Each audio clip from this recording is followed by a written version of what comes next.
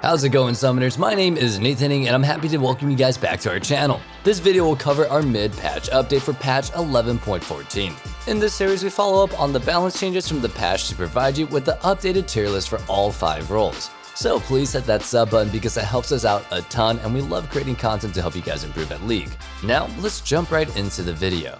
Running it in the order that we usually do, we'll be beginning with the top lane. We'll start talking about Nocturne, who went rampant last patch after the buffs to Stridebreaker. He's always been an adequate solo laner, but this patch, his sustain took a huge hit. While we expected Nocturne to remain a powerful pick because of his high damage and pick potential, the major loss of sustain has led to a major dip in Nocturne's win rate, much more than we expected at least. We've adjusted Nocturne's placement to the B tier. After some buffs to help Darius players out after a major change to Stridebreaker, there are signs of life. Damn it! I don't want to see him. His overall win rate has already increased a whole percentage as a result of increased damage. In elite levels of play, his win rate has skyrocketed, jumping from 48% at the end of last patch to 51%. Sometimes all you need is damage, and as a Juggernaut, this is especially true since that's where you're supposed to shine. Mobility was nice, but Darius is finally in a place where he can comfortably receive damage buffs without becoming broken. We bumped Darius up to the A tier, and we're okay leaving him there for our update. Next, we can talk about Garen, who was also buffed. He received some bonus movement speed on his Q, and his overall win rate has increased by about 1.5% this patch. Unfortunately, he feels weaker in high elo, not because he's weaker. Obviously, he's objectively stronger than before. The issue is that top lane meta has been bringing out some furious competition, and players struggle to carry games with him as a result. We'll also be leaving Garen's placement untouched, but if you're gold or below, consider him an S tier. Alawi received a huge movement speed buff this patch, and the effects were pretty big.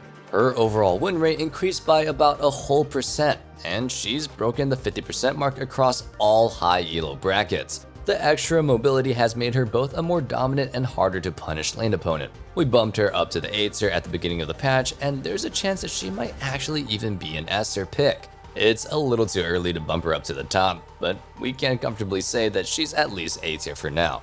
The biggest change was for Irelia. It was tough to gauge just about how much impact this patch would have on her. Without a doubt, it was a huge buff for her, however. She suddenly found herself at the top of our tier list, and we have her in the OP tier. Somebody in my friend group is spamming Irelia in the new game mode Ultimate Spellbook, and she seems pretty broken. And that's all I play right now. I'm a casual, yeah. Irelia's win rate increased by 6% overall as a result of the changes this patch. I think the biggest change was to her W, as it once again reduces magic damage.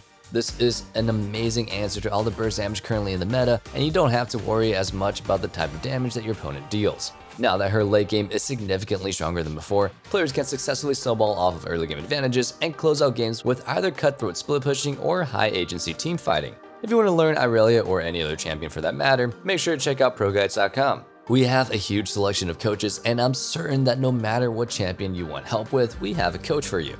Our final top lane shift is that Tahm Kench has been moved to the S tier. He received a huge round of buffs this patch, and it also looks like we might have to consider him a top laner now. His top lane play rate has exceeded his support play rate, and it makes sense. He received some huge damage buffs this cycle. Players are still figuring him out. But with this high sustain of his Q alongside his increased damage, Tahm is proving himself to be a terrifying lane opponent. The top lane OP picks this patch are Sett, Camille, and Irelia, followed up by Riven, Mordekaiser, Fiora, Jax, Sylas, Malphite, Gwen, Wukong, Urgot, Shen, Mundo, and Tahm Kench in the S tier. That covers the top lane, so let's hop into the jungle next. This patch featured a fat list of jungle changes targeting both underperforming as well as top tier junglers. We'll be starting off with Mundo, who was definitely on the underperforming side. He received increased attack speed as well as increased damage to jungle monsters. As a result of the increased clear speed, Mundo's overall win rate has increased by about 3% and 5% in high elo. He's still below the 50% mark, but the buffs definitely helped. He's on the border of pushing to the B tier, but the fact that he continues to be a weak pick in high elo is rather unfortunate. For now, we'll be leaving his placement untouched in spite of the nice buffs that he got. For low elo players, you can consider him a B tier pick, however. Lilia was also the target of changes designed to completely alter her identity. Overall, the goal was to make her easier. This would lead to her being not only a less effective pick in competitive play, but also an easier one for the average solo queue player to use. She lost some mobility and crowd control, but in return, she received a ton of power. following the changes this patch, her win rate has shot up 5% in a single patch. This puts her just above 50%, but her win rate in high elo is still a little bit low. Regardless, this means that Riot has absolutely accomplished their goal. I don't think I've ever seen Lilia hold this high of a win rate, but she might need some other changes in order to find success at the top of the ladder. Lilia is back down to the A tier for now. By the way, before we move forward, let me ask you our question of the day. Do we need more bans in solo queue? I've read some people's opinions saying that we need more, but personally, I'm not sure if I'm up for it. There are plenty of one tricks and mains. More bans makes it so much more difficult for them and their teammates as well. So yeah, I'm not a big fan of being teamed up with a one trick who got banned out, so I'm okay with not adding bans. Though there are just so many OP champions, so I'm kind of a loss for words on this one. I mean, even look at our S tier picks. There's a bajillion. And I don't want to go against Yuumi, Darius, and all these other picks that are viable but not considered bans. They're just not fun to play against, so maybe just remove those champions. Anyway, next up we have Shaco, who was nerfed because, well, he was OP. His health and his base movement speed were reduced and his win rate has dropped by nearly 2%. Never take those movement speed nerfs for granted. In high elo, the results are much less apparent as his win rates have dropped about 0.5% or less. For this update, we moved Shaco down from the OP tier to the S tier. He's clearly still a great pick, but this small nerf was enough to knock the champion out. The other OP champion that was nerfed was Xin Zhao. His W cooldown was increased and of course, his win rate dropped a little bit. In spite of that drop, however, Xin Zhao remains a top tier pick. He continues to dominate solo queue with an overall 51% win rate and retains an incredible pick and ban rate in high elo. He still draws around 20% of bans in Platinum and higher, which may not sound like much compared to the previously overpowered junglers, but trust me, that's still very high. We'll keep him in the OP tier for now. His ridiculous early game pressure as well as acceptable scaling merit him as one of the best junglers in the game as of now. We'll be talking about Graves next. He received a flat AD buff, which has done wonders for him. With just 2 AD, his win rate has increased by a little more than a whole percent. Not only does it make Graves a stronger duelist, but the extra AD also contributes to a faster clear speed. As a result, Graves is able to quickly plow through his jungle, able to build a steady income of both XP and gold, and still have time left over to apply pressure to the lanes of his choosing. Every buff counts, and Graves will remain an A tier in this patch. Ivern was also buffed to my dismay, and he's seen some similar results. His overall win rate has increased by more than 1.5%, while in high elo that number is up nearly 2%. All it took was a stronger shield on his E, and the results are already showing. We'll be leaving him in the A tier for now as he remains a solid situational pick. Rek'Sai received some nice buffs to her Q. These buffs serve to follow up the nerfs to Prowler Claw and give her some more power. Rek'Sai has made a recovery this patch, but while her win rate has increased, we'll be keeping her in the A tier as she feels weaker than before following that Prowler's Claw nerf. We've gone ahead and bumped Viego up to the OP tier this patch. Players are terrified of him. His ban rates are up 40% in high elo, and that spells trouble. Fitting, since his lore is hyping up his story after all. Our OP picks are Xin Zhao and Viego, followed up by Lee Sin, Elise, Evelynn, Fiddlesticks, Diana, Zac, Kindred, Kayn, Kha'Zix, Nocturne, and Shaco in the S tier. With the jungle covered, we'll be talking about the mid lane next. Let's start by following up on the Kali nerf. I can officially say that it's not looking good for Kali players. Her win rates have dropped about 2%. This patch, she is not only losing damage, but also the ability to cast her Q during her E animation. I'm all for champion nerfs when it comes to damage numbers, but nerfing the playstyle just doesn't feel right. This sort of nerf takes away from gameplay mechanics from a champion, and she's left with less options than before and has a harder time outplaying opponents as a result. We moved Akali down one more tier into the B tier after this change. Malzahar was quite broken last patch and was a target of a nerf this patch. Across all ranks, his win rate is down about a whole percent, while in high elo, it's down over 2%. He lost some of his base health as well as AP scaling on his Q. As a result, he's slightly more vulnerable and is also a little less rewarding when ahead. In spite of this, Malzahar remains an S tier pick because he's reliable. Honestly, you deserve the win if you try playing this champion because he's so incredibly boring. He can easily make game-winning picks and can consistently have high agency in games, but you might fall asleep. Ziggs was victim to a small nerf this patch, lowering his base mana. He remains a solid pick even after this nerf, but yes, his win rate did drop about 0.5% as both a mid and a bot laner. We're okay leaving him in the B tier. Seraphine's win rate went up this patch as a result of buffs. What's a little more surprising is that her play rate as a mid laner has gone up quite a bit this patch. More players have been willing to give her a shot since her Q's damage was increased, and she's finding plenty of success in high elo, but we will wait until the end of the patch to decide if she needs to be moved up a tier or not.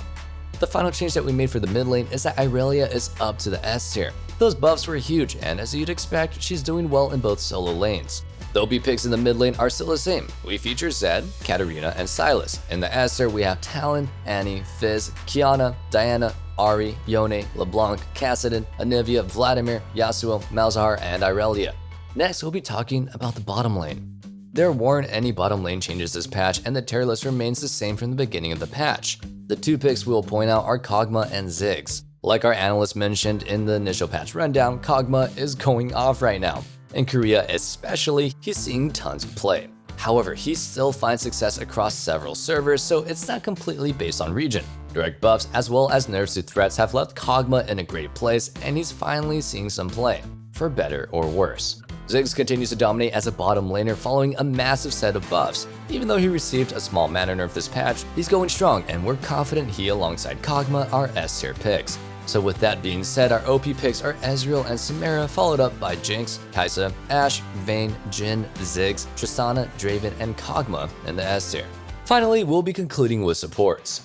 We had a few changes this patch, and we'll be starting with Karma. Her base AD was reduced by 3. She's been a dominant laner, and with less AD, she's supposed to have a weaker poke and also push waves slightly slower. However, this isn't where the majority of her damage comes from. This small nerf has not put an end to Karma's hype train. She remains a popular pick in high elo, and like we expected, the A tier is a good place for her.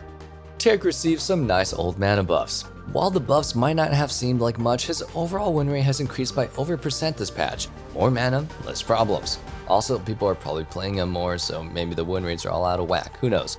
During the laning phase, the decreased mana means that he can easily fit in anywhere from 1 to maybe 3 extra heals depending on how things play out. Later on into the game, the decreased mana on both his Q and E really does make a big difference. There's one less thing to worry about, and previously it was very easy to run out of mana on Taric during crucial moments. We've updated his placement and pushed him up to the A tier. Tahm Kench received a plethora of changes this patch. Overall, he was definitely buffed as he received a ton of extra damage. His win rate has gone up by 5% overall and 6% in high elo.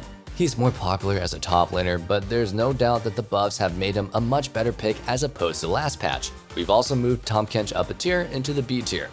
One final change is that Xerath is now up to the A tier. He's gaining popularity across several regions. While picking AP mages as a support can occasionally feel like you're getting trolled, remember that mage mythic items had their prices reduced. Since they're more affordable, even supports can realistically access them for a fast, impactful power spike. Xerath's win rate has been gradually increasing, and he seems like a promising pick. Our OP and S tier picks remain the same. We have Thresh, Lulu, and Leona in the OP tier, followed up by Morgana, Nautilus, Blitzcrank, Maokai, Zyra, Senna, and Yuumi in the S tier. I hate Yuumi so much. Anyway, that'll be concluding our mid-patch update. Thank you guys so much for watching. If you check out the description, we have a link to join our Discord, and I would really love for you guys to be there because I would love to hang out and talk. It'd be great to see you there. We have a great community, so don't be shy. Make some friends, and also be the first to know about any future giveaways that we do. Best of luck on the Rift Summoners, and as always, stay safe, stay healthy, and have a wonderful day. Peace.